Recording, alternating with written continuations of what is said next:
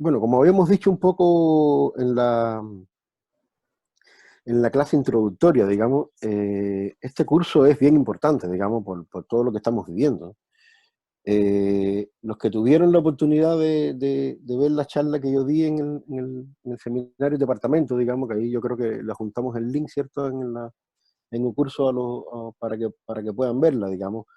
Eh, yo hago énfasis en un punto muy importante, digamos, y es que las enfermedades microbianas son un problema no solo de salud, sino que son un problema sobre todo medioambiental. De forma tal que si estamos en un curso que es de microbiología ambiental, digamos, y todo lo que está sucediendo en el mundo con el tema del cambio climático, etcétera, está impactando, digamos, la salud, digamos, y no solo la salud, sino que todo el andar, digamos, que tenemos como humanidad, digamos.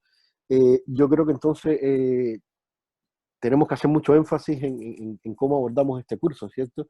Y cómo tratamos de ser todos nosotros esos entes, digamos, de información y no de desinformación, para que podamos entender mejor entonces y poder combatir estas enfermedades. Si las enfermedades no las entendemos su real causa, nunca vamos a poderlas combatir. Si creemos que el virus es fabricado o que con una sopa, con un murciélago, podemos podemos adquirir el virus, bueno, entonces no vamos a tener en cuenta que en la vida salvaje, digamos, están ocurriendo muchos y están incidiendo muchos estos microorganismos para que estemos sufriendo, digamos, de estas pandemias. Y fíjense que es por eso mismo que traemos a colación, digamos, eh, la idea, digamos, de que este mundo es completamente autopoyético y que la vida microbiana en este mundo, y una de las cosas que yo creo que van a tener ustedes como enseñanza de este curso, es la importancia del mundo microbiano en todos los ciclos biogeoquímicos del medio ambiente, en todas las pandemias que estamos sufriendo, etcétera, y cómo de alguna forma podemos ese conocimiento revertirlo, ¿cierto? Y crear biotecnologías que nos permitan lidiar, digamos, con estos problemas, ya sean vacunas, ya sean cómo tratar los vectores, ya sea cómo tener una aproximación mucho más sustentable, digamos, ¿cierto?, al manejo de nuestros ecosistemas. Entonces, es por eso que debemos entender que este mundo es principalmente microbiano, digamos. Así que es precisamente esta clase la que nos va a permitir hacer un poquito de breve historia. Así, yo no voy a entrar en mucha profundidad en cada uno de estos temas, digamos, pero voy a darles una pincelada general, digamos, y bien personal, digamos, de lo que creo yo que es el origen de la vida. Tengo entendido que el profesor Ricardo Cabrera eh, va a invitar en su curso al profesor Antonio Lascano, que realmente menos mal que voy a yo primero la clase del origen de la vida antes que Antonio, digamos. Para los que no los conozcan, Antonio Lascano es un científico mexicano que es una de las eminencias mundiales del origen de la vida. De hecho, es de los últimos discípulos de Stanley Miller, como vamos a hablar después. Incluso voy a traer a colación algunas de los trabajos de Antonio con Miller, digamos. Incluso al final les voy a mostrar algunas anécdotas, digamos. Antonio es un científico mexicano que ha visitado muchas veces Chile. Yo tuve la oportunidad de invitarlo personalmente, digamos, y vino por el 50 aniversario de la facultad, dio una conferencia magistral, digamos. Es una persona realmente fascinante, digamos, y de hecho de por sí ya le estoy agradeciendo porque algunas de las diapositivas que les voy a mostrar a ustedes son directamente gracias, digamos, a que Antonio tuvo la bondad, como siempre, de compartirlas, digamos. Entonces, yo creo que yo estoy hablando con Ricardo para que esa clase tiene que quedar grabada, digamos, porque una clase del origen de la vida de Antonio Lascano, créanme que es imperdible, ¿ya? Entonces, fíjense estos números, ¿por qué somos un planeta microbiano, digamos? Bueno, fíjense que tenemos en las estrellas, en el universo, 10 a la 21 estrellas. Y sin embargo, células microbianas en nuestro planeta tenemos aproximadamente 10 a la 31. Creemos, o se calcula que hay 10 a la 16 especies, imagínense ustedes. Aunque yo particularmente, y vamos incluso a ver al final algunas de las hipótesis, digamos, bien bonitas del origen de la vida, cómo precisamente este concepto de especie no tiene mucho sentido, digamos, en este mundo simbionte, digamos, que viven los microorganismos. Fíjense que también como van a ver después en mi clase de ecología de las enfermedades y particularmente todo lo relacionado con el microbioma humano, que tenemos 10 veces más células, o algunos creen que tenemos el mismo número de células microbianas en nuestro cuerpo que células humanas, digamos. Por lo tanto, y no es que estemos contaminados, digamos, es decir, es que son microorganismos que, como van a ver en clase, son esenciales para las funciones que realizamos no solo los humanos, sino todos los animales, todos los seres vivos, las plantas, etcétera, que conviven con millones de microorganismos que de alguna forma en comunión, digamos, son capaces de realizar todas las funciones que se realizan, digamos, para tener la funcionalidad de un organismo. Fíjense solo los datos para los que no conocen, quizás todos conozcan, digamos, de otros, que bueno, que en un gramo de tierra hay muchísimos microorganismos, pero quizás lo que no tienen idea es que estamos también no solo llenos de microorganismos, como pueden ver en un litro de océano, digamos, que existen 10 a la 6 microorganismos. Entre paréntesis, como vamos a ver en esta clase, la vida surgió en los océanos. Así que una de las cosas que tenemos que hacer es volver precisamente a estudiar, y eso lo van a ver también en mis clases, digamos, cómo se puede estudiar y los intentos científicos que están haciendo para estudiar la vida microbiana en los océanos, que fue donde surgió la vida indefinitivamente, digamos. Y fíjense algo que, bueno, ahora es trascendental, digamos, porque también vamos a tener esta confrontación, ¿cierto? En la humanidad, las personas creen que todas las bacterias son gérmenes que nos causan enfermedad y no tienen idea de todos estos microorganismos que son esenciales, digamos, para que podamos realizar todas nuestras funciones, sino que también la cantidad de partículas virales, que normalmente están ahí precisamente para comunicar, para la interacción, digamos, entre los diferentes microorganismos que están presentes en un determinado ecosistema. Entonces, entender también que las partículas virales no solo son gérmenes que nos causan enfermedades como esta pandemia que estamos sufriendo, sino que también son elementos que son esenciales, digamos, en los ecosistemas para la relación, digamos, de los diferentes organismos.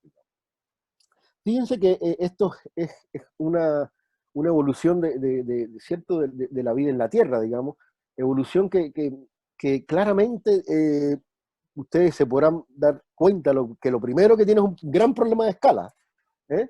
Porque si se fijan, que casi como los humanos aparecemos acá como, bueno, yo al final les voy a poner unos cartoons que hice con un gran amigo para demostrarles, digamos, que si desde el origen de la vida en la Tierra, digamos, la aparición de las primeras plantas, de los primeros eucariontes, de los primeros peces, digamos, cómo la vida pasó a la Tierra, si hacemos todo ese análisis y confinamos, digamos, estos 3.800, casi 4.000 millones de años desde el origen de la vida en la Tierra hasta la actualidad, a 365 días del año, digamos, los humanos aparecimos en el último minuto, digamos, es decir, el 31 de diciembre en el último minuto. Entonces, siempre lo pongo, digamos, hay un libro de Lee Margulis muy, muy bello, digamos, que precisamente pone la verdadera escala. Entonces se imaginarán que si el libro tiene 300 páginas, digamos, la mitad del libro solamente es microbiano, casi 2/3 del libro es decir, es bacteriano, disculpen, casi 2/3 del libro es microbiano, y bueno, en la última página apareceríamos los humanos, digamos, ¿cierto? Entonces, entender que de los 4.000 millones de años que tenemos de vida en el planeta, más de los 4.000 millones de años de vida que tenemos en el planeta, más de 2/3 de esa vida fue solamente microbiana. Entonces, claramente, la vida de este planeta y todos los procesos bioquímicos, como insistí, digamos, son esenciales para que podamos entender, digamos. Y fíjense que siempre en estas clases comienzo con esta imagen, digamos. Yo no sé si pueden hablar. ¿Alguien conoce qué cosa es esta imagen? ¿Pueden contestar, digamos, sin ningún problema acá en la... Estromatolitos. Estromatolitos. Javier Bustamante contestó, ¿cierto? Sí. Eh, Francisco, aprovecho ¿Sí? a hacerte unas consultas que están en el chat también antes de que ingresemos con los estromatolitos, Dime. porque en la diapositiva que tenías respecto a los números del universo, etcétera, preguntaban si era el universo conocido o estimado. No, el estimado, claramente, digamos. Es decir, el conocido, bueno, no se sabe muy bien. Se cree que es un décimo, ¿cierto? De lo conocido, de lo que debiera ser estimado, digamos. No, de todo el universo, completito, todo Claro, estimado. es importante mencionar que en ciencia, sobre todo en estos números grandes, por lo general son estimaciones también del número microbiano, de los años de evolución, Hay Por pruebas que supuesto. pueden permitir eso. Y preguntan Podemos también, equivocarnos en varios órdenes de magnitud, ¿eh? Ojo, fíjense que estamos de 10 a la 31, 10 a la 21. Equivoquémonos en 3 órdenes de magnitud y todavía estamos igual lejos, ¿eh? sigue ¿Cierto? siendo grande. Preguntan cómo Eh, se llama el libro de Margulis, para que lo recomiendas, por favor. sí, hay varios. Yo voy a poner, voy a ponerles en la bibliografía después en un curso. Hay 2 de ellos, de hecho hay uno que está en PDF gratis, por eso no quiero eh, eh, lo voy a poner en el link, ¿ya? Ya, ahí lo compartimos. Gracias. Sí, ni un problema. De hecho, creo que podemos poner el PDF en algunos casos porque están disponibles gratis, digamos, Ya, ¿ya? Y perfecto. si no, Retomamos. va a haber que enviar un mail a un foro y ponerlo en un lado que no sea un curso. Ya. Bueno, estromatolitos. Bien, Javier. Bueno, lamentablemente muchas personas no conocen los estromatolitos. Y es muy lamentable, digamos, porque, eh, bueno, yo también durante mucho tiempo no los conocí, ojo, es decir, yo tampoco en mis clases de universidad en La Habana, digamos, me hablaron de los estromatolitos, digamos. Pero fíjense que los estromatolitos son los verdaderos héroes de este planeta, digamos, ¿cierto?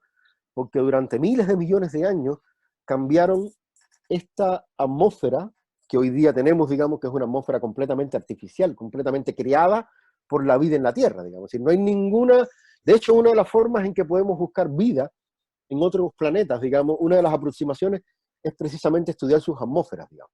Porque todas las atmósferas que conocemos, incluso la de los exoplanetas que podemos alcanzar a estudiar, digamos, son atmósferas completamente inertes, digamos, atmósferas de CO2, como era la atmósfera de este planeta cuando surgió la Tierra, digamos. Es decir, entender que esta atmósfera con oxígenos, con compuestos nitrogenados oxidantes, digamos, que tenemos, es producto solamente de la acción de la vida en la Tierra, mucha de ella microbiana. Es decir, el 70% o el 60% de la fotosíntesis del planeta no lo hacen las plantas, las siguen haciendo cianobacterias, ¿cierto? Que son las que formaron parte de estos estromatolitos que, como digo, durante miles de millones de años, mediante un proceso que todos, incluso muchas personas, tú le puedes preguntar en la calle la fotosíntesis y crean que la fotosíntesis fue ideada por las plantas, digamos. Bueno, no, la fotosíntesis fue ideada precisamente por estas cianobacterias, estas primeras bacterias que podían entonces convertir el CO2, digamos, en oxígeno mediante el proceso que todos conocen que se llama fotosíntesis, incluso con pigmentos mucho más variados que lo pueden hacer las plantas. Las plantas ustedes saben que solamente pueden usar clorofila. Bueno, una de las bellezas que tiene el mundo microbiano es que tienen pigmentos para captar luz de todos los tipos y de todos los tipos de habidos y por haber y son capaces de captar todo el espectro, digamos, de luz,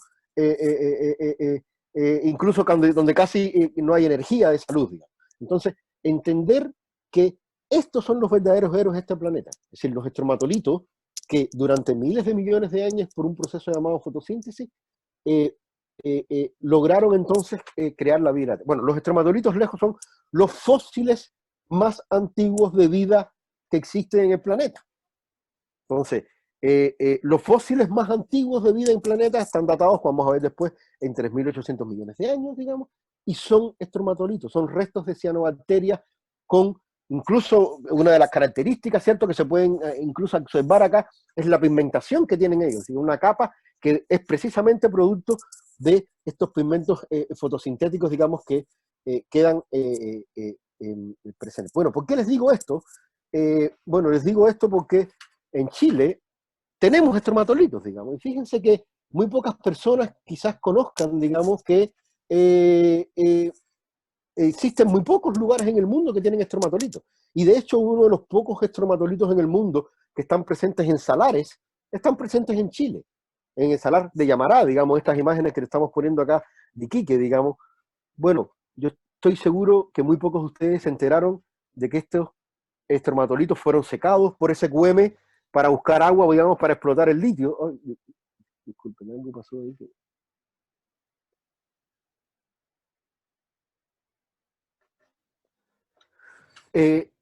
Fueron secados completamente y desaparecieron. Nadie en Chile supo eso, solamente en un diario de Iquique, los investigadores de la Universidad Arturo Prat, digamos, que de alguna forma fueron los que hicieron la denuncia, digamos. Nadie en Chile nos enteramos de eso. Entonces, si hubiera sido el último huemul que hubiera desaparecido, nos hubiéramos enterado, digamos.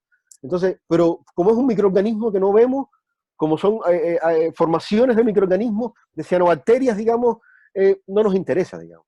Entonces, ese es el llamado, yo creo que como curso tenemos que hacer de la importancia de la vida microbiana en el planeta. Es decir, estos son los fósiles más antiguos de vida. ¿Cómo no vamos cómo vamos a proteger un fósil de un dinosaurio que tiene solamente unos 60 millones de años o 100 millones de años en el planeta, y no vamos a proteger esto que lleva miles de millones de años en el planeta, digamos?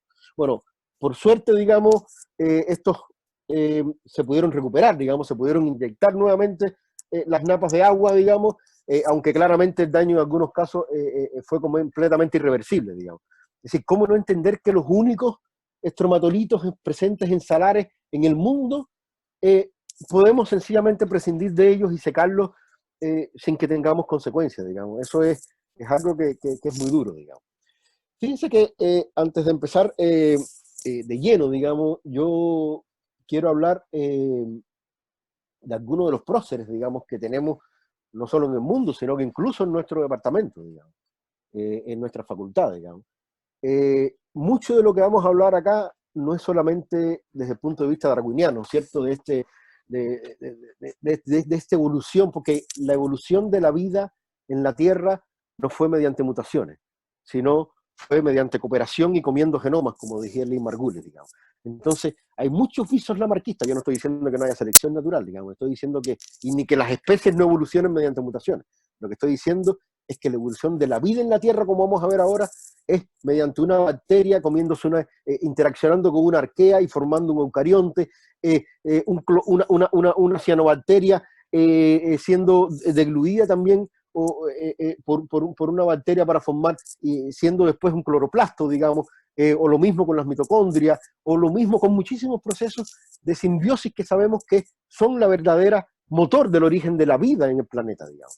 Entonces, también rescatar, digamos, este precioso libro, digamos, de dos miembros todavía activos de nuestro departamento de biología, digamos, que son Humberto Maturano y Jorge Podosí, digamos, que es el origen de las especies mediante la deriva natural, digamos. Es decir, entender que somos entes autopoyéticos, pero que vivimos con un nicho, como dice Maturana y Podosí. Y ese nicho es precisamente el que evoluciona. No solamente evoluciona este ente autopoyético, y ese nicho claramente lo podemos entender como los microorganismos también que forman parte de los organismos que evolucionan, digamos. Entonces, entender que somos holobiontes, que somos una combinación de diferentes organismos que interaccionan para darle un sentido, digamos, y que la evolución, entonces, el ente que evoluciona no es solamente este microorganismo, digamos, es decir, este organismo, sino que ese organismo junto con su nicho, como diría Maturana, es algo que tenemos que entender que es trascendental, digamos, en la evolución de la vida en la Tierra, digamos. Entonces, fíjense cómo Lynn Margulis y muchos de estos procesos, digamos, precisamente lo vamos a sobre todo el primero, esta fusión entre una proteobacteria y una arquea, digamos, para formar este mundo eucarionte que conocemos ahora, no fue por una mutación, fue porque se comió un genoma. Una arquea se devoró, o vamos incluso a ver que ya no fue fue un trío, digamos, es una contubernia entre tres organismos, digamos, cada uno por qué, y con un móvil metabólico, digamos, que les permitía convivir, y que decidieron entonces mejor vivir como uno solo a que tres viviendo en comunidad, digamos. Entonces, entender que la vida en la Tierra, como dice Lynn Margulis, no se obtuvo por combate, digamos, ni por selección, ni por fitness, sino al contrario, por networking, digamos, por conexión, por colaboración, digamos. Eso es un concepto que tenemos que siempre tener presente, digamos, en el origen de la vida. Digamos. Entonces, si hacemos una prehistoria del origen de la vida, digamos, un poco los números, digamos, bueno, estimamos, ¿cierto? O se estima que el sistema solar, es decir, este Big Bang, digamos, el origen del sistema solar fue hace 12.000 millones de años, y que particularmente la Tierra, digamos, se formó aproximadamente hace 4.5 mil millones de años atrás. Fíjense que, en teoría, la vida en la Tierra fue relativamente rápido, digamos, decir, porque piensen que cuando la vida en la Tierra se formó, la temperatura era bien alta, digamos, decir, era completamente incongruente, ojo, que vamos a ver incluso microorganismos que son capaces de crecer a 100 grados Celsius, así que ya no sé ni qué pensar, digamos, pero bueno, se demoró solamente unos 1.000 millones de años, desde que, o menos, digamos, unos 500 millones de años, digamos, desde que surgió la Tierra hasta que surgió la vida en la Tierra, digamos. Bueno, vamos a ver una de las cosas que también, lamentablemente no sabemos la fecha exacta del origen de la vida en la Tierra, digamos, porque esa es una de las gracias, digamos, o una de las bellezas que tiene esto, digamos. Es decir, solamente podemos suponer qué es lo que había ocurrido, digamos, porque claramente no podemos ir tan atrás, digamos, porque no tenemos evidencia. Entonces, ¿cuáles son los primeros procariontes, digamos, que ocurrieron? Bueno, la vida en la Tierra surgió en los océanos, ¿cierto? Vamos a hablar un poquito de eso después de Luca, Last Ultimate Common Ancestor, y cómo precisamente mediante algunos análisis informáticos podemos deducir cuál era la fisiología de este primer organismo que surgió, digamos, hace 3.500, entre 3.500 y 4.000 millones de años atrás. Y fíjense que la acumulación, entonces, estas bacterias fotosintéticas, digamos, que se demoraron 1.000 millones de años, digamos, en acumular oxígeno en la Tierra, digamos, estas cianobacterias fotosintéticas que cambiaron entonces esta atmósfera, que vamos a hablar de ella después también, digamos, cuál era la atmósfera que existía en el origen de la Tierra, una atmósfera completamente rica en CO2, digamos, y que producto precisamente de la acumulación de oxígeno de procesos fotosintéticos de miles de estas cianobacterias, digamos, en estos estromatolitos, lograron entonces cambiar la faz de la atmósfera, digamos, de la vida en la Tierra. De hecho, una de las cosas que siempre hemos hablado que en este curso quizás como tiene que combinar, digamos, microbiología ambiental con biotecnología, bueno, quizás podíamos volver los estromatolitos, ¿cierto? Para resolver el problema del aumento del CO2, digamos, en el planeta, digamos, y entonces volver a crear una empresa, no sé, Estromatolitos Incorporated, que de alguna forma podamos revertir, digamos, este problema, digamos, con el CO2 que estamos teniendo. Fíjense que los primeros eucariontes surgen hace 2.1 mil millones de años atrás, digamos, los primeros organismos pluricelulares. Vamos a ver algunos de ellos, digamos, en la clase, cómo pueden haber surgido hace solamente 1.2 mil millones de años, y la diversidad animal y la colonización de la Tierra ocurrió solamente hace 500 millones de años. Entonces, entender que de los 4.000 millones de años de vida en la Tierra, casi 3.000 fueron solamente microbianos, y que en los últimos 500 solamente millones de años esta diversidad animal tal como la entendemos hoy día, digamos, es muy importante, digamos, para entonces comprender cómo funciona nuestro planeta, digamos, y cómo los ecosistemas todos son esenciales, digamos, pero particularmente los microbianos. Bueno, ¿cuándo surgió la vida en la Tierra? La respuesta es que no sabemos, ¿cierto?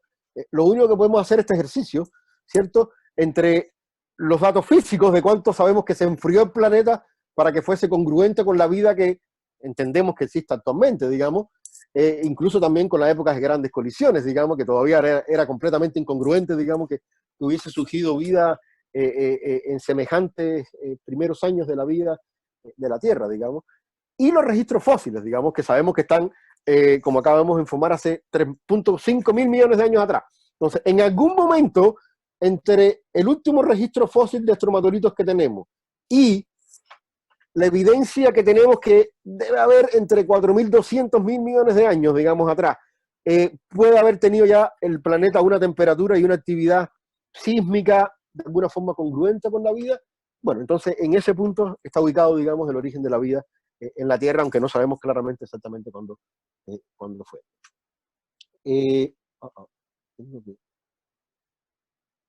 ¿Cómo puedo? No. ¿Puedo parar un segundito? ¿Sí? Me quiero mover acá, ya.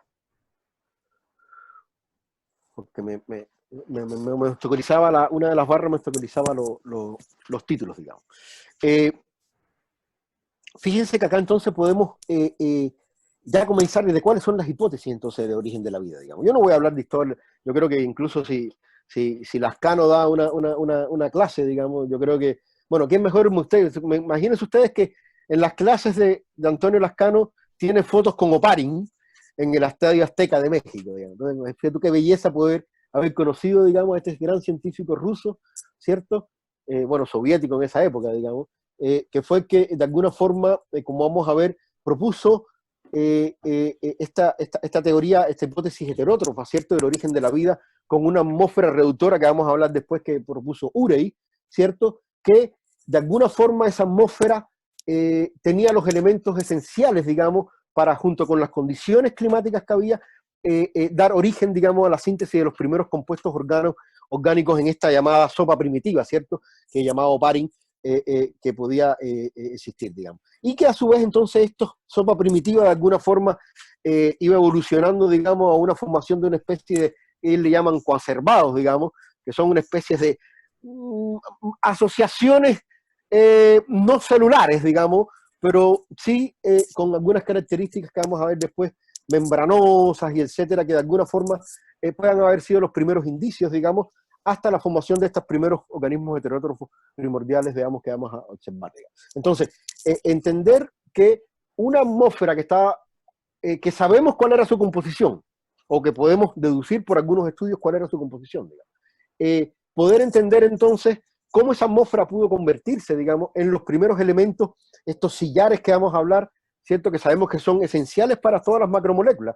Sí, cuando me refiero a los sillares, ¿cierto? Me refiero a los aminoácidos, en el caso de las proteínas, me refiero a las fases nitrogenadas, en el caso de los nucleótidos, a otros elementos de ácidos grasos que son esenciales para los lípidos. Es decir, todo ese universo de sillares que sabemos que son los elementos que forman todas las macromoléculas que sabemos que son congruentes, digamos, y que dan cuenta de la vida de todas las células que conocemos, digamos, pudieron haberse entonces formado a partir de esta atmósfera reductora de Ure. Esa era la hipótesis, entonces, que había hecho Oparin en su primer postulado, digamos. Ahora, esto de alguna forma ha tenido por supuesto, digamos, una actualización, ¿cierto? Bueno, imagínate, estamos hablando de una época que no se sabía ni que existían los ácidos nucleicos ni nada, digamos, es decir, solamente se hablaba de una sopa primitiva y muy poco sobre sus integrantes, ¿cierto? Sin embargo, un poco esta visión moderna de la teoría heterótrofa lo que dice entonces es que la síntesis y acumulación de esta sopa primitiva, digamos, con todos estos sillares, lo que dio origen fue a un mundo basado en el RNA. Hoy día sabemos que el mundo no es basado en el RNA, sino en el DNA, digamos. Es decir, el DNA es la molécula sillar, digamos, de la herencia, que de alguna forma se transcribe a RNA y permite entonces la formación de todas las macromoléculas. Pero el mundo hoy día está basado en el DNA, digamos. Bueno, la teoría esta, y vamos a ver después, y es que las primeras moléculas que deben haber surgido, digamos, debe haber sido un mundo basado en el RNA, digamos. Son unas grandes hipótesis, precisamente de Lascano y de Miller, que permite dar cuenta entonces que primero este mundo y después todo el sistema celular basado en, como lo conocemos ahora, en un DNA que transcribe a un RNA que se traduce a unas proteínas, es la visión entonces moderna de la teoría heterótrofa que se cree que es entonces la hipótesis quizás más aceptada del origen de la vida.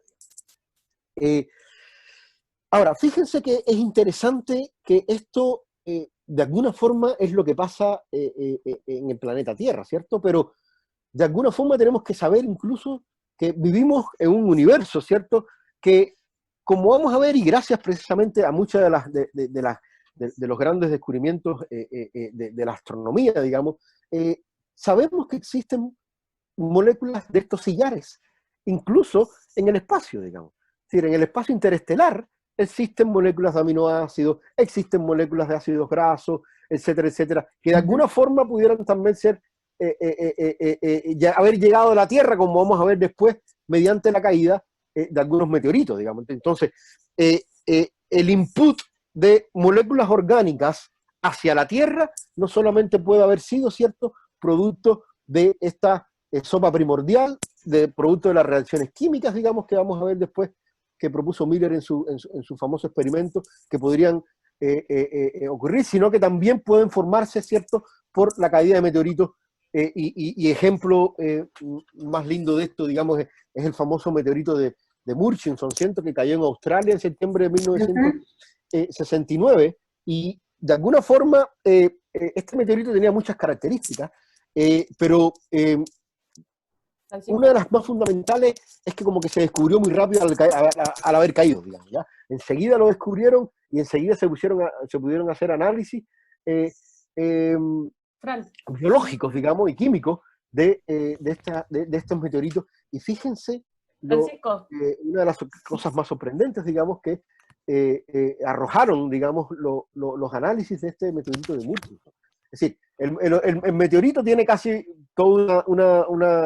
casi el 90 y tanto % son es un compuesto que se le llama querógeno insoluble, digamos, pero fíjense que tiene una fase soluble que es solamente un 1,5%, digamos, es decir, son compuestos orgánicos, y cuando uno analiza, fíjense, toda la composición de elementos orgánicos que tiene este meteorito. Fran, te interrumpo un momento, ¿me ¿Sí? escuchas? Es que hay unas manos levantadas, Carla, para que tú dirijas. Te escucho mal a ti yo. Sí, Benjamín Arenas. Sí, hola, diga, buenas. Hola, profesor. Le quería hacer una consulta respecto a me quedé en la parte de la hipótesis del otro de la vida. Ujú. Quería consultarle, no sé si podrá devolverse a esa diapositiva para...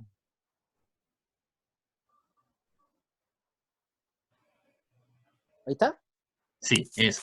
Bueno, en la primera parte, la primera tenía dos consultas. La primera consulta era que no me quedó claro qué eran los coacervados. Sí, mira, mira, este es presenté la hipótesis en general. Después vamos ahora a ver en detalle en qué consistía esta atmósfera reductora, cuáles eran los compuestos, cómo se ocurre la síntesis, esto. Si podemos entrar más en detalle. Ahora, coacervados son no llegan a ser células en sí, digamos, sino que son, por ejemplo, vesículas, fragmentos celulares, digamos, que de por sí podían agrupar a muchas funciones metabólicas, digamos, que hoy día sabemos que forman parte de los primeros vivos, digamos. Pero estos llamados coacervados eran como pseudocélulas, digamos, ¿ya?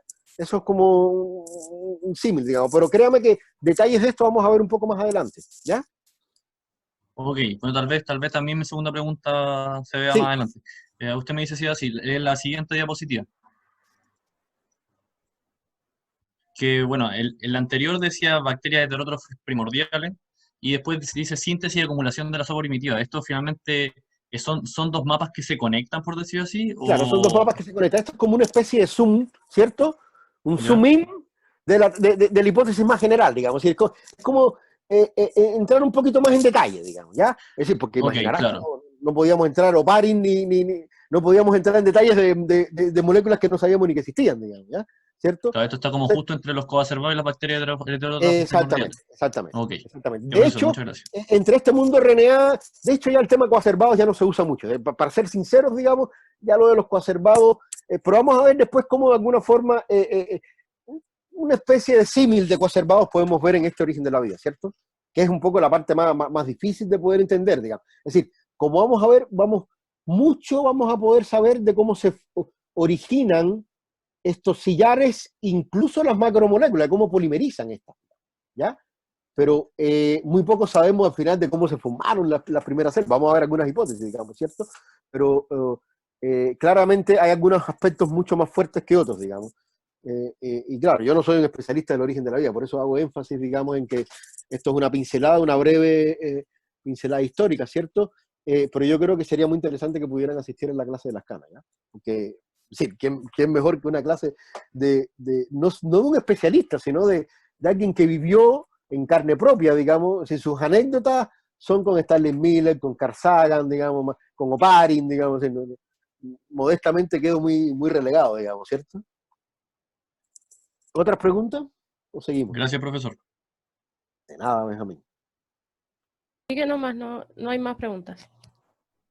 Ya. Bueno, ¿cuál era entonces precisamente, ahí entrando en detalle, como te iba a decir que íbamos a entrar un poquito en el área chica, tampoco mucho, digamos, porque ¿cuál era el modelo de Urey de la atmósfera primitiva, digamos? Es decir, sabíamos cuál era la composición, ¿cierto?, de algunos elementos que tiene la atmósfera. Sí, sabemos que estaba con hidrógeno, sabíamos que tiene mucho CO2, etcétera. Entonces, ¿qué es lo que postula Urey? Que producto de la composición precisamente que había en la atmósfera, podían haber algunas reacciones que formasen estos compuestos que él proponía, digamos, que eran necesarios, digamos, eran como los sustratos para la síntesis de los sillares. Y entonces eran metano, el amonio, el agua, ¿cierto? El sulfuro de hidrógeno, etc. Entonces, eso, él en base a la composición que se conocía de que podía tener elemental, digamos, de estos átomos la atmósfera, es decir, de estos elementos gaseosos, digamos, él, por un análisis químico, ¿cierto?, decía que, bueno, estas reacciones, ¿cierto? Si el hidrógeno reacciona con el oxígeno forma agua, si el nitrógeno que está presente con el hidrógeno forma amonio, si el carbono, si se forman estos elementos, digamos, esos elementos entonces son los que pueden formar la atmósfera primitiva, que son de alguna forma los sustratos, ¿cierto? Que permiten entonces la síntesis de la sopa primitiva, que son estos sillares, digamos. Y entonces aquí es donde entra entonces el famoso experimento de Miller. Y bueno, de hecho, Lascano cuenta la anécdota, digamos, de que había un seminario en Chicago, imagínense ustedes qué cosa más espectacular, digamos. Y los estudiantes de doctorado que estaban viendo la presentación de Urey, que era ya un profesor emérito en esa época, digamos, estaban presentes Lee Margulis, Carl Sagan, que de hecho eran parejas, digamos, pero matrimonio después, digamos. Estaba presente Stanley Miller, digamos, y estaban presentes otros científicos imagínense ustedes qué lujo, digamos, de anfitriones, digamos, a ese seminario. Y dicen que cuando enseguida Miller vio esta hipótesis de Urey, digamos, se le ocurrió entonces, bueno, podemos diseñar algún dispositivo, ¿cierto?, que simule no solo esta atmósfera primitiva, sino que de alguna forma con las condiciones atmosféricas que existían en la Tierra en ese momento, pudieran entonces demostrar que realmente se puede formar la sopa primitiva, digamos. Este es el artículo original, digamos, ¿cierto? Con el flasco tipo S, digamos, de 1 litro que utilizó Miller, digamos, ahí está la foto original, digamos, con el frasco, y estos electrodos de tungsteno, ¿cierto? Que lo que estimulaban eran como las descargas eléctricas de los rayos que existían. Entonces, la hipótesis es de Miller, si yo lleno este frasco, digamos, con los elementos que dice Urey, que forman parte de su atmósfera, es decir, metano, amonio, agua, etc. Y yo a esto le hago incidir rayos y otras condiciones de temperatura, etcétera, digamos. ¿Podrán formarse entonces los elementos primordiales de esta sopa de la vida, digamos? Bueno, aquí están las imágenes originales, digamos, de un experimento de una simulación de un experimento que hizo la NHK. Son imágenes precisamente que fueron donadas por Antonio Lascano, digamos, que fue el anfitrión de ese documental, digamos, donde lo que hicieron fue reproducir paso a paso, con los mismos elementos, digamos, todos los dispositivos que tuvo Urey, digamos, y reprodujeron de alguna forma el experimento original, ¿cierto?, de 1953. Y como pueden ver, el análisis posterior, ¿cierto?, de esos frascos arrojó el famoso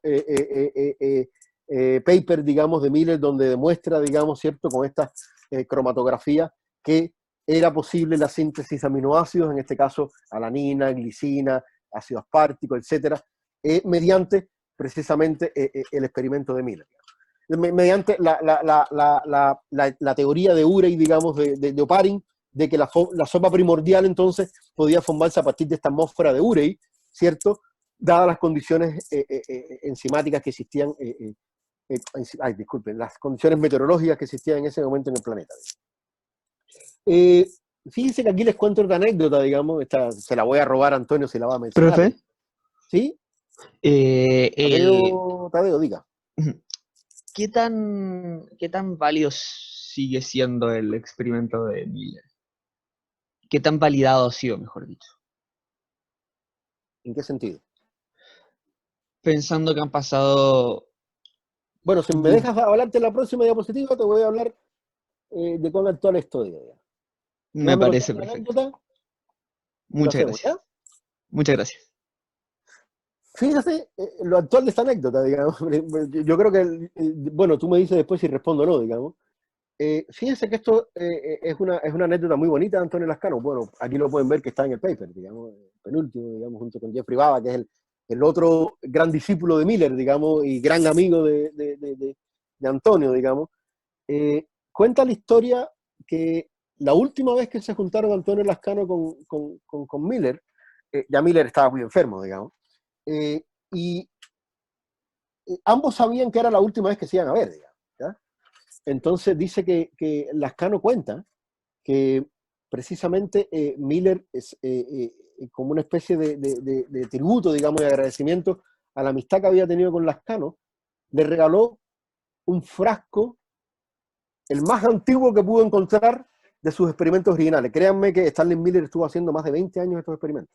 Es decir, el primero es de 1953, Pero durante 20 años, de hecho, estuvo buscando los aminoácidos que al principio no lograba encontrar, aminoácidos que fueran aromáticos, aminoácidos que tuvieran azufre, digamos, ¿cierto? Como la serina, la treonina, etcétera. Es decir, aminoácidos que nunca pudo, que no eran los más abundantes, digamos, y que nunca los estuvo buscando durante muchos años, ¿ya? Y fíjense que Miller le regala a Antonio Lascano un frasco del experimento de 1958, de los experimentos de 1958. Se imaginarán lo sobrecogido que estuvo Lascano, digamos, por semejante gesto, digamos, de Miller, pero se imaginarán que lo primero que hizo Lascano cuando salió de Estados Unidos fue llamar a Jeffrey Bada diciéndole que, óigame, analicemos el frasco de 1958 con las metodologías actuales que tenemos de espectrometría de masa. Bueno, este es el paper que le estoy mostrando acá, digamos. Fíjense el análisis de todos los elementos. No solo tenía aminoácidos, tenía amida, tenía incluso los aminoácidos que nunca encontró Miller en vida, digamos, todos los encontraron ahí. Fíjense, valina, metionina, todos esos compuestos, incluso ácidos grasos insaturados. Es decir, todos esos compuestos fueron encontrados, ¿cuándo? Este artículo, si mal no recuerdo, es del año 2015. Es decir, 50 años después, digamos, fueron analizados los mismos frascos que sintetizó Miller, digamos, y vemos la aparición de estos compuestos. Eso para mí es muy actual, ¿cierto? Es decir, no sé si responde tu pregunta, Tadeo. Le responde muy bien. Lo que sí, ¿se ha vuelto a intentar el experimento de Miller? Sí, muchísimas veces, muchísimas veces. Muchísimas. De hecho, sí, se ha intentado muchísimas veces, ¿ya? Y de hecho, yo creo que debieran verla, que la charla, porque de hecho hay cosas muy novedosas que se están haciendo, digamos, para ver si incluso pudieran polimerizar en condiciones, digamos, no solamente formar un aminoácido, sino péptidos pequeños y se forman. Entonces, hay muchas cosas actuales, ¿sí? Pero bueno, créanme que es una pincelada, ¿ya? Pero quería traerles esta anécdota, ¿ya? Doctora Orlando, ¿me ayuda usted? Ya, perfecto. A ver, es la Ya, votación. voy a retirarme un minuto para tomarme un vaso de agua, para que descansen ustedes también y respondan entonces una breve pregunta que le hicimos ahí con Julieta, ¿ya? Ya, vamos a iniciar entonces la votación. ¿Se ve bien, Katy? Sí, se ve. Ya, perfecto. Entonces tiene que ver con el experimento de Miller, que es lo que estuvieron observando, o sea, conversando con el profesor hasta recién. ¿Y qué es lo que demostró?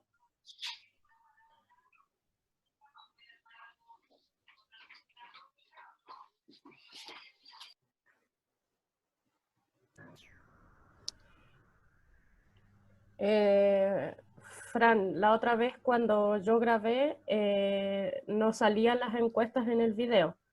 Entonces esta parte queda como un silencio y sería bueno que fueras haciendo una retroalimentación también de los resultados para cuando lo subamos a YouTube. La gente que se entere de qué se trata la encuesta. No sé si ahora que estoy grabando como viendo tu pantalla quizás salen las encuestas, pero tenemos que probar eso.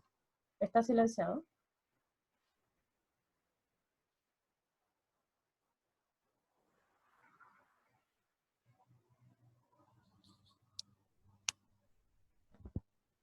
¿Fran?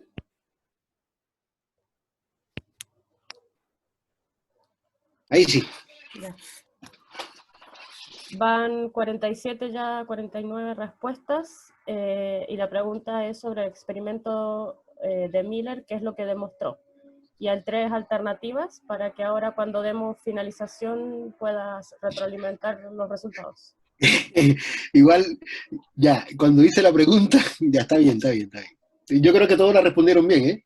Porque la última era engañosa, porque yo no iba a hablar de eso, digamos, pero claro, como preguntaron. Ya, yo creo que ahí terminó la votación porque ahí vemos 4. Está No, bien. nosotros Ahí no la estamos finalicé. contados. Yo te la finalicé nomás. Bueno, ya. Para que hagas la retroalimentación de todas formas y no se queden con dudas.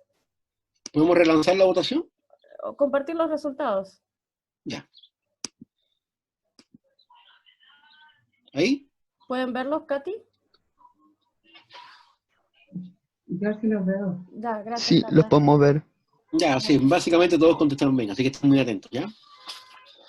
Ya, Es tiene decir, que la ver. atmósfera primitiva claramente permitió la síntesis de los primeros sillares, ¿cierto? Pero como les dije, actualizaciones de este experimento de Miller, es decir, el experimento de Miller realmente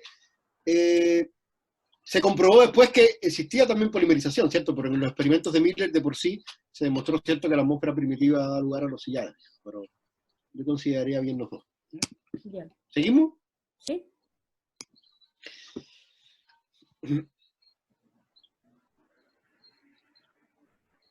Espérate, que tengo que sacar esto.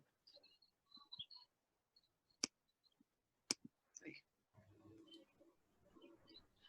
Esperen un segundito. Continuamos entonces. ¿Cierto? Entonces, la evidencia experimental y analítica sugiere entonces que el origen de la vida ya existían, de alguna forma, una variedad considerable de catalizadores. Eso es algo que no hemos hablado, digamos, pero se conoce, digamos, que había muchísimos elementos,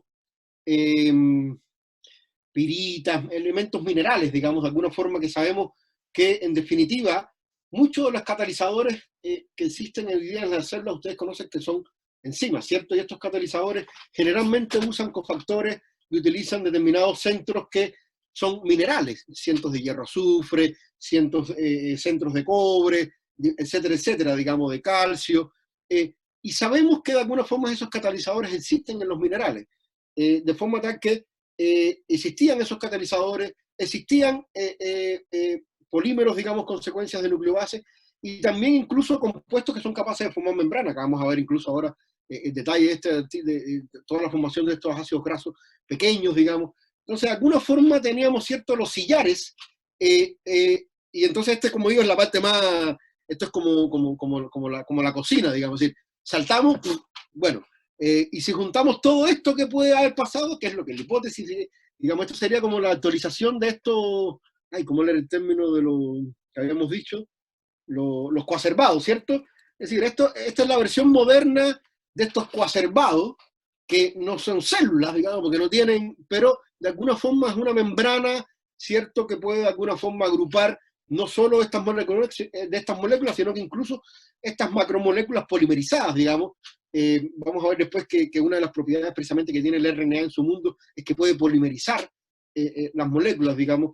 Entonces, esto de alguna forma, si juntamos todas estas evidencias, no es muy descabellado decir que, bueno, podemos tener estos coacervados o estas membranas, estas vesículas, ¿cierto? Estas protocélulas que de alguna forma tienen todos los elementos esenciales, membrana, ácidos nucleicos, aminoácidos, etcétera, que sabemos que son las macromoléculas que existen en el origen de la vida, digamos. Fíjense que hay algunos artículos muy interesantes, digamos, que han salido últimamente, donde precisamente hablan de cómo con algunos catalizadores tipo pirita, etcétera, de alguna forma se pueden encontrar polimerizaciones, ya sea de moléculas muy simples, como pueden ser el fosfato para formar polifosfatos, hasta precisamente la polimerización de algunos ácidos grasos para formar ácidos grasos de cadena más grande, o incluso polimerizaciones que pudieran dar cuenta, digamos, de la polimerización, digamos, de las cadenas de ácidos nucleicos. Entonces, de alguna forma esto lo que apunta es que podemos de alguna forma, con las evidencias que tenemos, apuntar, digamos, de que realmente esta hipótesis de Oparin, digamos, heterótrofa, es plausible, digamos, y que realmente una atmósfera pudo haber tenido los sustratos para la formación de estos sillares. Estos sillares pueden haber sido formados y polimerizados, digamos, por las condiciones presentes en la Tierra en ese momento, con los catalizadores, etcétera, digamos, la formación precisamente de estos primeros sillares, como vamos a ver después, tienen características enzimológicas que hoy día sabemos que son más propias de las proteínas, digamos, pero todos esos elementos de alguna forma entonces permiten postular, digamos, que pudimos haber formado estas primeras células, ¿cierto?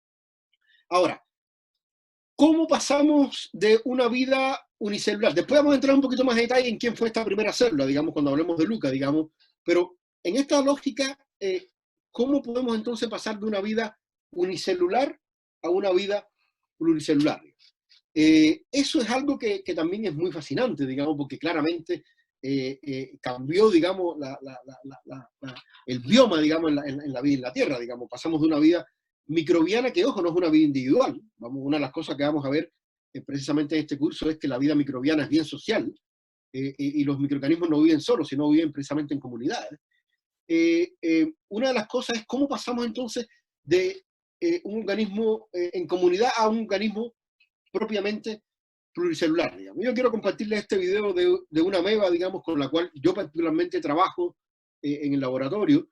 De hecho, en la pedagogía con Julieta también la mostramos, digamos, porque es un organismo que es fascinante, digamos. Se llama Dictyostelium discoideum y precisamente ilustra cómo pudimos pasar de esta vida unicelular a esta vida pluricelular. Si cómo podemos, este organismo vive en esas dos fases. Si tiene un ciclo de vida vegetativo que se divide por bipartición como con cualquier célula eucarionte, como cualquier levadura, como cualquier protozoario, digamos. Sin embargo, cuando hay algunas condiciones que no son las más óptimas, decide entonces abandonar esa vida individual microbiana a formar una vida pluricelular y formar un organismo completamente a partir, digamos, de la unión de muchas de estas células. Fíjense este video para que puedan documentar esto. Este es un homenaje a John Bonner, digamos, que es una de las personas pioneros, digamos, del uso de esta ameba, Dictyostelium discoideum. Fíjense que en esta primera fase vemos a estas amebas creciendo individualmente, como de hecho crecen en medio líquido, así las observamos de hecho en los trabajos prácticos. Sin embargo, cuando uno, por ejemplo, las pone en un medio sólido, donde comienza a haber escasez de nutrientes, fíjense que estas que estaban separadas, se calcula que unas 60.000 a 100.000 de estas células, comienzan un programa, sencillamente un programa de desarrollo. Es decir, así como nosotros a partir de un gameto se empiezan a dividir las células, y algunas células forman parte de una cresta neural, otras forman parte del hígado. Bueno, aquí también hay un programa molecular celular que le permite a algunas células formar el cuerpo fructífero, a otras formar el tallo, digamos, con un programa de muerte celular programada, por ejemplo. Y entonces fíjense cómo puede emerger completamente un organismo pluricelular con, fíjense, el cuerpo fructífero acá emergiendo con las células que forman el tallo, que de hecho estas células al final les ocurre un programa de muerte celular programada, tal y como ocurre en nuestras células, digamos. Entonces, fíjense cómo podemos pasar de una vida unicelular a una vida pluricelular solamente por condiciones cambiantes, digamos. Entonces, este organismo se imaginarán que entonces ha sido muy estudiado precisamente para estudiar esta parte del origen de la vida y también para todas las personas que están interesadas, ¿cierto?, en estudiar el desarrollo, ya sea en organismos mucho más complejos, porque una de las cosas que tenemos que entender que la ciencia, hay cosas que ocurren en organismos más simples que se repiten, en organismos mucho más, hay patrones, digamos. Es decir, hay una frase muy linda de Monod que dice, lo que es cierto en Escherichia coli es cierto en el elefante. Y eso se puede ilustrar acá, digamos. ¿Y cómo pasamos de una vida unicelular? Bueno, esto es lo más simple que podemos ver, digamos, pero los mecanismos, es decir, los factores transcripcionales, créeme que el factor transcripcional que regula esto es uno de la familia FOXO, que es el mismo que regula todo el programa, digamos, de formación de las crestas neurales, etcétera, digamos. Entonces, entender que en estos organismos simples uno puede estudiar estos procesos mucho más complejos es lo que hace esta ameba un modelo fascinante, digamos, para el estudio de estos organismos, digamos. Entonces, esto, bueno, esto debíamos haberlo puesto antes, ¿cierto? Pero bueno, esta es un poco la reconstrucción entonces de qué es lo que estaba ocurriendo en el planeta cuando se originó la vida, ¿cierto? Es decir, esta atmósfera con los componentes que predice Urey, ¿cierto? A partir de las reacciones químicas, estos mismos componentes en el océano, digamos. Se cree que muchos dicen, bueno, la vida surgió en los océanos porque vieron que la vida en la superficie estaba difícil, digamos, con tanto meteorito, tanta actividad volcánica que existía, digamos. Vamos a ver que la vida surgió acá en estos vents hidrotermales, digamos, que están en los fondos del océano, digamos. Pero fíjense que... ¿sí? En el chat preguntan si puede repetir el nombre de la ameba, el ejemplo de la ameba. Dictyostelium discoideum. No, aquí no sale, ¿cierto? ¿O sí? No, pero yo lo puedo poner después, de hecho el video va a estar disponible también, digamos.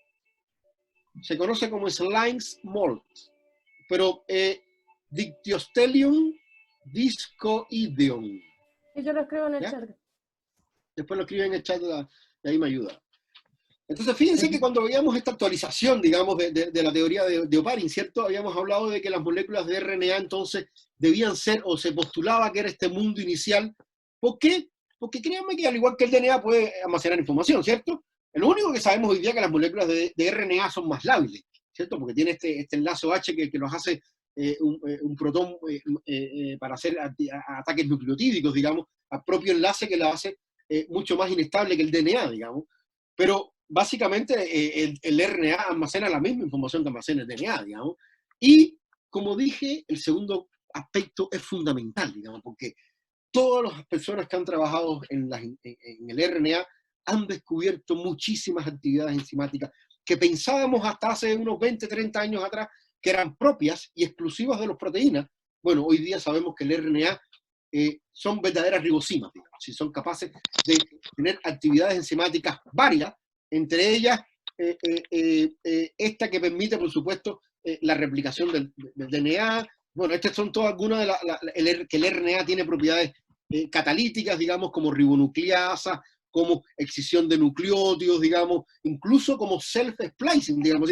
Fíjense ustedes que muchas de las labores hoy día que se realizan en las células, las siguen haciendo los RNA. Es decir, el RNA ribosomal es el que sigue, y el RNA de transferencia siguen siendo esenciales, digamos. De hecho, la actividad catalítica del ribosoma sigue estando presente en el RNA ribosomal y no en una proteína. Entonces, hay muchas actividades catalíticas que son esenciales en la función de una célula que todavía se mantienen exclusivamente presentes en las moléculas de RNA, digamos. Entonces, esta combinación, ¿cierto?, de que el RNA puede almacenar información tal y como el DNA y que es capaz de entonces realizar las actividades enzimáticas, es que entonces se propone, ¿cierto?, que el mundo del RNA tiene que haber sido primero. De hecho, incluso aquí les estoy mostrando estas que demuestran que tiene una actividad aldol deshidrogenasa, digamos, así como muchas de las enzimas metabólicas, digamos, que también, como le había dicho, el RNA ribosomal es el que cataliza la formación de las proteínas y que incluso hay moléculas de RNA que son capaces de replicar otras moléculas de RNA, digamos. Entonces, fíjense que al final lo que quiero decir con esto es que hemos descubierto muchas de las reacciones enzimáticas que sabemos que son esenciales, digamos. Entonces, ¿cómo no se puede explicar de que existe un mundo de proteínas, ¿cierto? Si no, es decir, que no existe un mundo celular si no existen las proteínas, porque sabemos que las proteínas eran exclusivas de muchas de las actividades enzimáticas. Bueno, hoy día que sabemos que el RNA es capaz de reemplazar a las proteínas en muchas de estas actividades enzimáticas, y cada vez descubrimos más de ellas, digamos, actividades polimerizantes, actividades metabólicas, actividades de síntesis, y etcétera, digamos. Entonces, podemos concordar, digamos, de que esta hipótesis de que primero existió un mundo de RNA antes de un mundo basado en el DNA, RNA, proteínas, como lo entendemos ahora, es muy plausible, ¿cierto? Y aquí la segunda y última encuesta Zoom, profesora Orlando, que nos quedan unos pocos minutos. ¿La lanzas tú o la lanzo yo? A ver, voy de vuelta en la 5. Ya, iniciar votación. Ahí debería verse. Tiene que ver con el mundo RNA y el origen de la vida.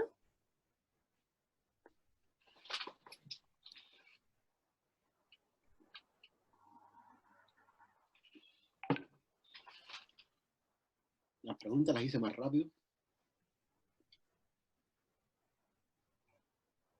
Ya, igual puedes hacer aclaraciones ahora, aprovechando que en el video si no queda el bloque de silencio. Visto, el mundo RNA en el origen de la vida se basa en que el DNA debe ser la molécula primitiva. Pero eso es muy fácil.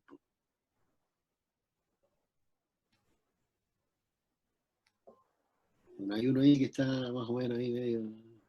Ya, pero no se basa en que aclárale. sea lábil, al contrario.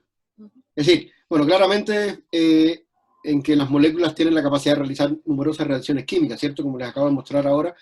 Y no precisamente que el RNA es muy lábil, porque precisamente una de las cosas que tiene en contra la teoría es precisamente que el RNA es muy lábil como para haber sido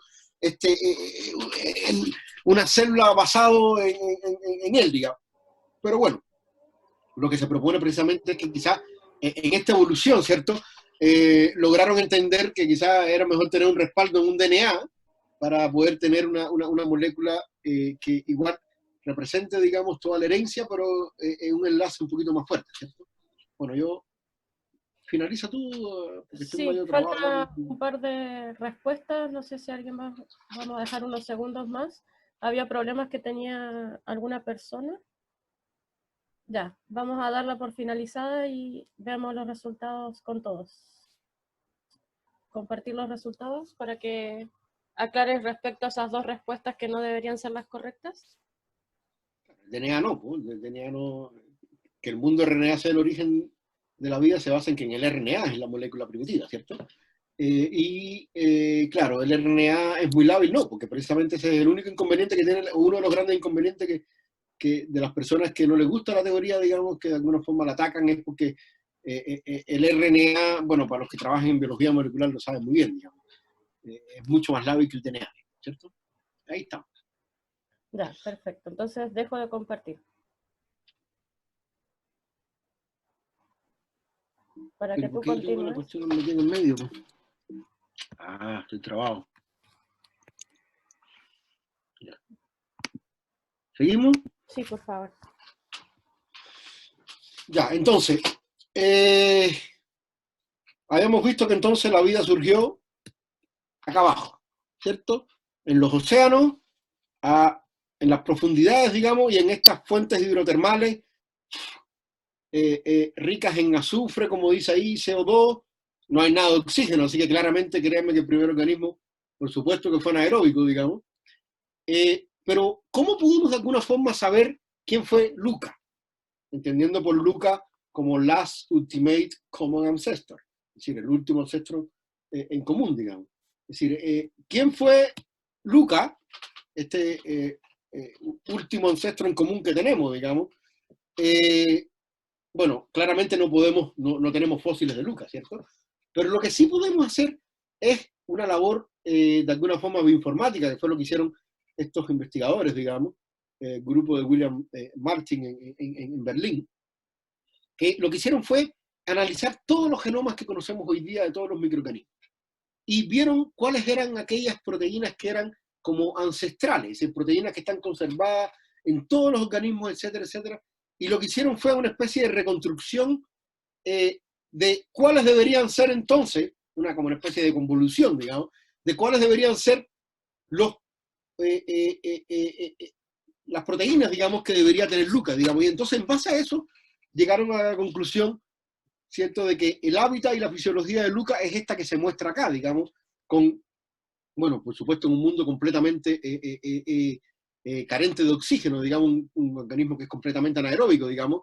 Y fíjense que su metabolismo entonces estaría basado precisamente en la oxidorreducción de compuestos que son azufrados, digamos, etc. Si son organismos quimiolitos autotróficos, digamos, organismos que literalmente comen piedra, es decir, no como nosotros que podemos obtener, ¿cierto?, nuestro metabolismo está basado en el consumo de azúcares, grasas, etcétera. No, estos organismos, la síntesis de ATP y la síntesis de todos sus sillares se basa, digamos, precisamente en la oxidorreducción de compuestos inorgánicos, digamos, y la concominante síntesis de ATP de los mismos, digamos. Bueno, eso fue entonces lo que pudieron deducir que es el metabolismo de Luca, digamos, basado precisamente en los análisis estos, digamos, que permiten entonces decir que la geoquímica de Luca debía haber sido esta, su metabolismo debe haber sido esto, digamos, y eso es congruente con el hábitat que tiene,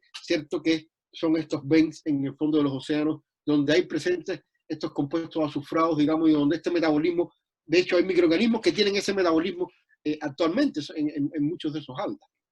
Organismos extremófilos, como van a ver también ustedes en las clases, digamos. Entonces, fíjense cómo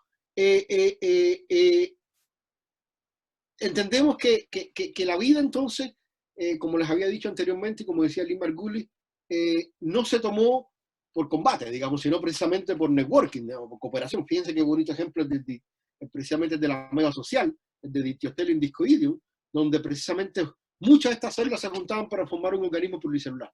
Pero fíjense que nos vamos a concentrar entonces en el origen de los eucariontes, que en esta hipótesis que vemos acá de Lee Margulis, ¿cierto? Es esta fusión de una proteobacteria con una arqueobacteria, ¿cierto? Con una arquea.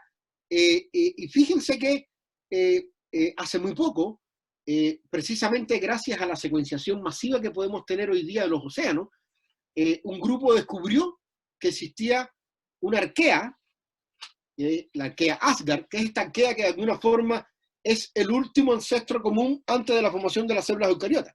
Es decir, es esta arquea que se fusionó con una bacteria para poder dar el lugar a los organismos eucariontes, digamos. ¿Por qué hablamos de esto? Porque ustedes conocen que los organismos eucariontes tienen determinadas características que comparten con las arqueas, pero que también comparten con las bacterias. Entonces, ¿cómo puede ser que de alguna forma, digamos, esto podemos explicarlo? Entonces, precisamente por el descubrimiento de los genomas de estas arqueas que están presentes en metagenomas. Y fíjense que una de las características de estas arqueas es precisamente que tenían muchos de los rasgos que sabemos que son típicos de las células eucariotas, como son algunos sistemas de secreción, como son algunos sistemas de endomembrana, etcétera, etcétera, etcétera, algunos sistemas transcripcionales. Entonces, desde la secuenciación masiva de diferentes especies que están presentes en los ambientes ambientales, incluso en ambientes ambientales extremos, digamos, ambientes donde no hay oxígeno, donde hay pocos microorganismos, y muchos organismos que son extremófilos, como van a ver ustedes en las clases con Cristina Dolador y también con Julieta, van a ver que estas arqueas entonces comparten muchos de los rasgos que están presentes en los organismos eucariontes, y entonces lo que lograron demostrar hace muy poco, en este artículo que fue publicado este año, digamos, en enero del año 2020, fíjense que por primera vez entonces logramos aislar y crecer un organismo de una arquea de las tipo Asgard, digamos, que son el ancestro más antiguo de los eucariontes. Es decir, la arquea que se fusionó con una bacteria para dar origen a la célula eucariota se pudo cultivar por primera vez. Este artículo, créanme que es trascendental, porque para crecer esta arquea demoraron 10 años. De hecho, cuando uno lee el resumen de este artículo, dice decade long, es decir, una década de largo logró este estudio para lograr crecer por primera vez una arquea que, imagínense ustedes, tienen tiempos de duplicación de semanas. Es decir, una Escherichia coli tiene un tiempo de duplicación de 30 minutos.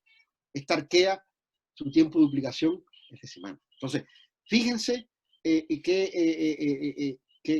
resultado más bonito, digamos. Esta arquea se le llamó Candidatus Prometeoarcheum syntrophicum, la MKD1. Y fíjense las características, bueno, lo aislaron por primera vez acá, digamos, pueden ver las características a la microscopía electrónica, digamos, y el análisis de los componentes de su pared celular, digamos. Aquí pueden ver, ¿cierto?, cuál es el metabolismo que debería tener este microorganismo, dando cuentas precisamente un poco de lo que vamos a ver después, digamos, de que tiene estos elementos, los que no voy a entrar en detalle, los elementos TOR, los elementos Hodgkin y los elementos Heimdall, que son los elementos que son propios de las células eucariontes, digamos, y también tienes entonces los elementos de las locarqueas, que son esta gran familia, ¿cierto?, que habían descubierto antes, de la cual las bacterias Asgard son las que se están proponiendo, que son este ancestro, digamos, que se fusiona con las bacterias para dar origen a los microorganismos.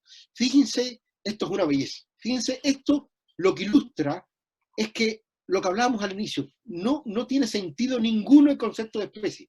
Porque fíjense que esto lo que está demostrando es que el metabolismo de los aminoácidos de estos microorganismos ocurrió o se fusionó en esta arquea o en un organismo eucarionte precisamente producto de la combinación de 3 microorganismos, digamos. Es decir, de una arquea, de una bacteria, una proteobacteria, digamos, consumidora de hidrógeno, y otra bacteria, digamos, que permite entonces el consumo de los aminoácidos. Entonces, fíjense que como a un pathway contribuyen 3 microorganismos diferentes, digamos.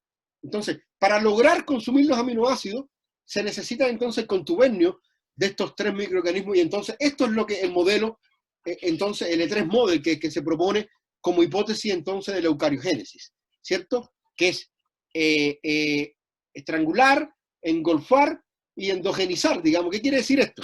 ¿qué se propone acá? Fíjense que acá la arquea, que es la que está mostrada en azul, ¿qué es lo que hace la arquea? Bueno, degrada el aminoácido y forma los ácidos grasos insaturados y concominantemente forma hidrógeno.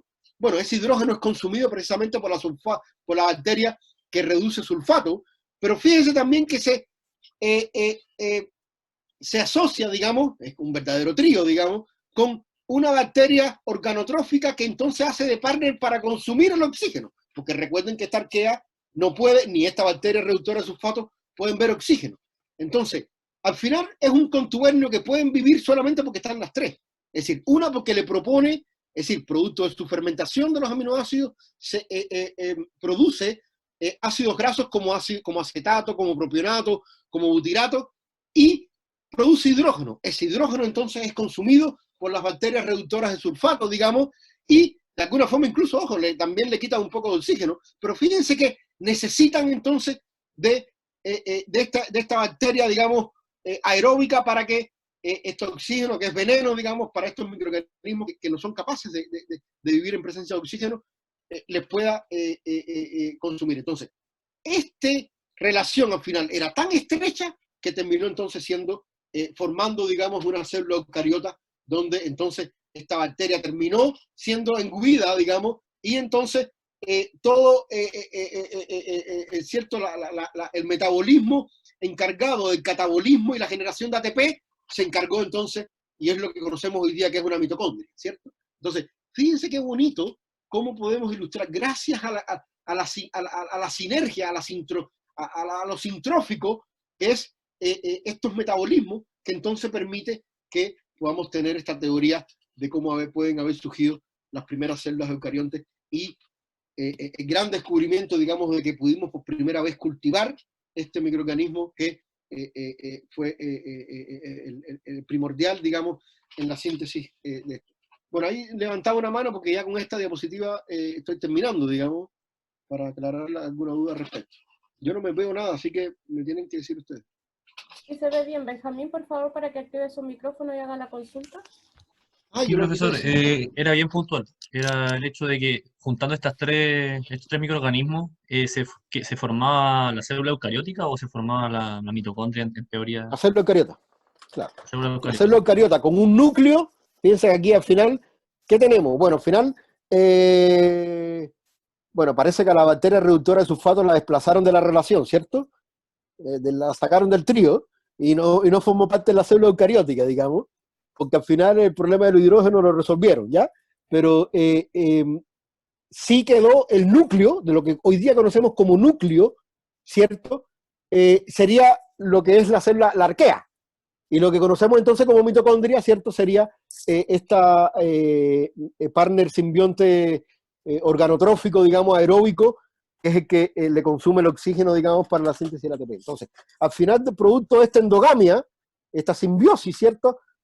Todo el catabolismo del ATP y la generación, entonces, del ATP, la arquea lo botó y de eso se encargó entonces, digamos, este otro organismo aeróbico que terminó siendo la mitocondria, ¿cierto?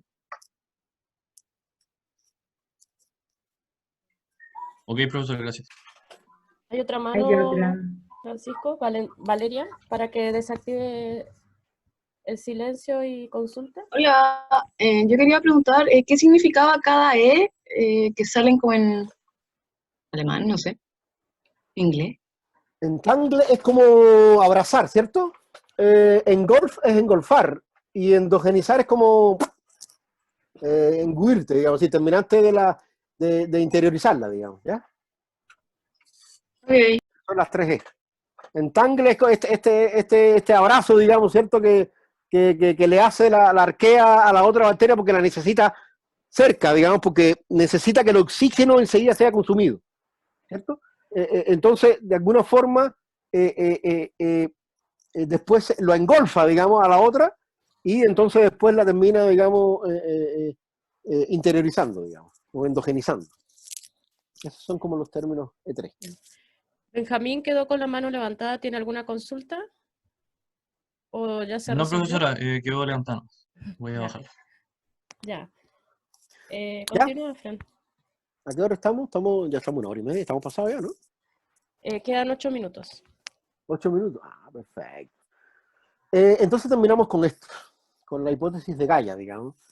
Hipótesis que, ojo, fue muy controvertida en su época, digamos, porque muchas personas, incluidos algunos académicos, digamos, de la Universidad de Chile, digamos, casi la consideraban una pseudociencia, digamos, lo cual me parece insólito, ¿cierto? Pero fíjense que lo que dice esta hipótesis es que lo que propone es que todos los procesos de la Tierra son autopoyéticos, son autorregulados. Y la biosfera, la atmósfera y la hidrósfera, incluso la pedósfera, todo es un sistema, un ecosistema que está completamente relacionado, digamos. De forma tal que todo lo que tiene que ver con la salinidad en los océanos, la regulación de los elementos y particularmente el oxígeno en la atmósfera, todo lo que tiene que ver con la regulación de la temperatura global, todo el procesamiento de CO2, todo eso es responsable la biosfera y la vida en el planeta, y particularmente los microorganismos, ¿cierto? Como hemos visto ahora, digamos. Entonces, entender que el planeta tiene la composición y tiene por la propia vida que está en el planeta. Es decir, este concepto maturanesco, digamos, de la autopoiesis planetaria, digamos. Es decir, el planeta es un sistema autopoyético también, digamos, que depende de su propia biosfera, de sus propios componentes microbiológicos, para poder entonces realizar estas funciones, digamos. Entonces, fíjense que cuando volvíamos a recalcular, ¿cierto? O volvíamos a poner estos números, digamos, y quería terminar precisamente con esto, digamos, de que tenemos que hacer difusión científica, si tenemos que, como curso, tenemos que ser cada uno de nosotros una especie de virus informático, digamos, que de alguna forma sea capaz de expandir las noticias y los problemas que estamos ocurriendo en el planeta, digamos, y particularmente con la microbiología del planeta, digamos. Entonces, eso es lo que ilustro, ¿cierto?, en este cartoon que lo pueden visitar en no sé dónde, digamos, en el sitio de mi amigo Allen Lausanne, que es un dibujante. Quisimos hacer un juego de palabras, en vez de microbios, microbios, ¿cierto? Microbios. ¿Por qué? El origen de esta iglesia microbiana, digamos, y el evangelio según Lucas, que es lo que un poco que lo llamamos a esta mini historieta, digamos. Bueno, porque si Dios existe, digamos, yo no creo que Dios exista, pero si Dios existe, claramente es microbiano. ¿Por qué? Porque les acabo de mostrar que los microorganismos fueron los que formaron la vida en la Tierra tal y como la entendemos ahora. Los microorganismos están en todas partes, ¿cierto? Y son esenciales en todos estos procesos bioquímicos. E incluso, como van a ver en mis clases después de microbioma, son capaces de impactar en nuestros pensamientos, en nuestro sistema nervioso central, en nuestro comportamiento. Entonces, si Dios existe, es microbiano, digamos. Y entonces es un poco lo que queremos ilustrar en este cartoon, digamos, donde, como les hacía el ejercicio, si reducimos la vida de la Tierra, digamos, a solo 365 días al año, digamos, bueno, Luca surgió el 1 de enero, digamos, incluso unos los días después, porque Luca no es precisamente el primero, ¿cierto? Es el último ancestro en común. El primer semestre completamente sería bacteriano, los primeros 7 meses serían microbianos, los peces aparecerían recién en octubre, digamos, los mamíferos que aparecen en el Jurásico serían en noviembre, los homínidos aparecían el 31 de diciembre, los humanos aparecíamos literalmente el último minuto en la Tierra, digamos. Entonces, como digo en la última diapositiva, no sería muy pretencioso y antropocéntrico pensar que podemos ignorar la vida microbiana que ha estado presente los 365 días del año, digamos. Esa es la reflexión entonces que quiero que tengamos como curso. Es decir, la importancia de los microorganismos en la vida del planeta, en la vida del planeta, de las plantas, de los animales y de nosotros, porque esa es la forma que podemos entonces salir de los problemas que estamos teniendo, como el cambio climático, como las enfermedades infecciosas, etc. Muchas gracias. Manténganse saludables y con esto termino, digamos. No sé Bien. cómo dejar. ¿Quedaron algunas consultas que quieran Yo te escucho mal a ti, oye. Ahí sí. ¿Ahí? Ya, entonces parece que no hay consultas. Ahí hay una Tenéis que mano, almorzar ya, Alex. pues. Alex, ¿una mano? Esta es una pregunta más como personal hacia el profesor. Considerando como las condiciones primitivas de la Tierra, ¿qué tan replicable cree que pueda ser los procesos que acabamos de ver hoy día como en otros planetas? Sí, claro, esa es la pregunta obvia, ¿no? Sí, yo creo que si existe vida en otros planetas, claramente es microbiana, ¿ya? Es decir, esta idea de los hombrecitos medio verdes, alienígenas, ¿cierto? Es bien caricaturesca, digamos. Si existe vida, si las condiciones que se dieron en este planeta fueron bien particulares, ¿cierto? Pero claramente se pueden repetir en otro lugar, no digo que no. Pero lo que sí estoy seguro es que si existe vida, es microbiana. Es decir, busquemos las atmósferas que están cambiando, porque esa es la evidencia de que hay microorganismos que pueden impactar, digamos, ¿no? Este planeta es microbiano, digamos. Es decir, yo cuando di la clase de las pandemias hablé incluso me fui un poco más, porque me la jugué, porque realmente incluso no está verificado del todo, digamos, se cree, pero en el mundo han habido muchas extinciones en masa. Algunas son producto se sabe bien las causas, digamos, pero para mi juicio todas son microbianas, ¿ya? Aunque haya impactado un meteorito, digamos, el meteorito cambió el clima y el clima hizo que los microorganismos, es decir, cuando se envenenó en el Great Oxidation Event, digamos, es decir, el que pueda una atmósfera envenenarse de metano, solamente lo pueden hacer los microorganismos. Y lo podemos ver, incluso lo vemos, nosotros lo sufrimos en Chile a diario con el tema de la marea roja. Es decir, ¿quién tiene el poder de matar millones de especies, ya sean ballenas, ya sean almejas, ya sean varar cualquier especie de marina, digamos, si no los microorganismos o un dinoflagelado que pueda producir una toxina marina? Entonces, las pandemias, ya sea a la humanidad, digamos, a los océanos, a las atmósferas, los únicos responsables son los microorganismos, digamos. Entonces, precisamente lo que tenemos que hacer es tener ojo y comprender este llamado, digamos, que se hizo precisamente durante la COP25 del cambio climático, digamos. Van a ver cuando yo dé la clase de ecología de las enfermedades que vamos a tocar ese aspecto, digamos, que si no entendemos realmente que las causas de muchos de estos problemas es el cambio climático, es el comportamiento antropogénico que estamos teniendo, entonces vamos a seguir con los mismos problemas, ¿no? En el chat, Francisco, preguntan si tienes información que puedas compartir respecto a extinciones y microorganismos. Sí. Ya, Sí. vamos a hacer una sección en un curso Hay respecto a otro material. hay una muy linda, digamos, que es de un gran amigo, digamos, que también logramos invitar a Chile, Arturo Casadeval, que es uno de los grandes inmunólogos. De hecho, ahora está bien ocupado con todo el tema de la pandemia, digamos. Él tiene una teoría de que habría que incluir las infecciones microbianas en la ecuación que permitió la extinción de los dinosaurios, ¿ya? Porque sí, es cierto que hubo un meteorito, sí, pero claro, lo que pasó es que después hubo una baja temperatura, hubo muy poco luz, digamos, y eso pueden haber dado condiciones a que estos organismos que son homeotérmicos hayan tenido infecciones microbianas, y eso pudiera explicarle por qué se fueron extinguiendo los dinosaurios, digamos. Entonces, hasta para la famosa extinción de los dinosaurios hay teorías microbianas, digamos, ¿ya? Bien, ahí podemos compartir algunos links. Francisco, otra pregunta en el chat respecto a la hipótesis Gaia, si pudieras resumirla brevemente, debido a que a un estudiante no le quedó totalmente clara. Sí, lo que dice Gaia es que básicamente es la teoría de Maturana, ¿cierto? La de autopoiesis, es decir, la teoría de autopoiesis de Maturana lo que decía es que la célula es capaz de sus propios componentes, todo el sistema celular es capaz de producirse todos sus componentes y de autorregularse, ¿cierto? Bueno, eso, la hipótesis de Gaia, lo que dice Margulis y James Lovelock, realmente la teoría James Lovelock, lo que hizo Lee Margulis fue actualizarla en los 70 con el aporte microbiano, digamos. Lo que dice Margulis y Lovelock es que esta autopoiesis es planetaria. Es decir, que también el planeta depende de la regulación de sus propios componentes, de que sus propios individuos, la biosfera, los microorganismos, los animales, las plantas, produzcan los elementos y recirculen los propios elementos que formamos.